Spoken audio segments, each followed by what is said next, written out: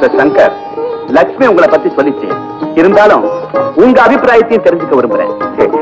நான் என்ன சார் சொல்ல போறேன், நீங்க பெரியவங்க, உங்களுக்கு என்ன பிடிச்சிருந்தா நான் ரொம்ப அதிர்ஷ்டசாலி. பாத்தியம்மா, மாப்பிள்ளை என்ன அழகா சொல்லிட்டாரு. ஐயா பாத்தீங்களா, நான் தோட்டத்துல காலை வச்சேன், கந்தெல்லாம் கத்திரிக்காயா மாறுது, புல்லெல்லாம் புடலங்காயா மாறுது. ஆமா, காஞ்சி போன இடத்துல எல்லாம் பாஞ்சு பாடுபட்டதுனால்தான் காய்கறிகள் காஞ்சி சாஞ்சி வளையுது. மூட்டை மூட்டையா மார்க்கெட்டுக்கு அனுப்புறேன், சில்லறையா விற்கிறேன், மிச்சத்தெல்லாம் வீட்டுக்கு கொண்டாட. ஏய் கொண்டு வாங்கடா, உள்ள வைங்கடா, பந்தில உட்காருங்கடா.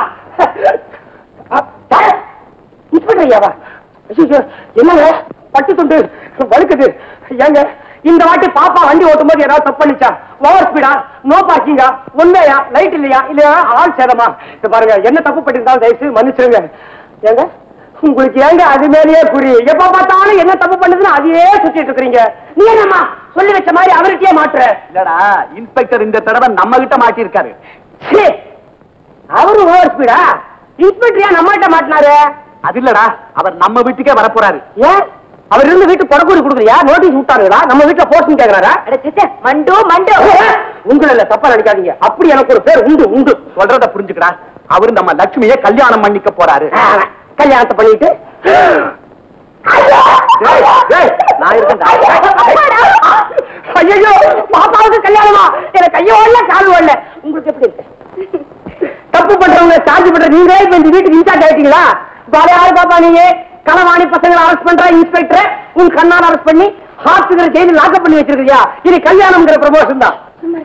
அவன் எப்பவுமே அப்படிதானேம்மா. கொடுத்து வச்சா பாப்பா, நீ இன்ஸ்பெக்டருக்கு பொண்டாட்டி ஆயிட்ட.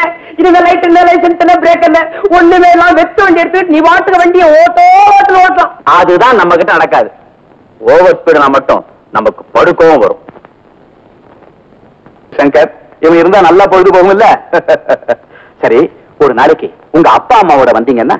சாரி சார், என் பெற்றோர் காலமாயிட்டாங்க. சொந்தக்காரங்களும் நண்பர்கள் மட்டும் இருக்காங்க. நண்பர்கள் போதுமே, பஞ்சு நிறைஞ்சிருமே, இடமே இருக்காது.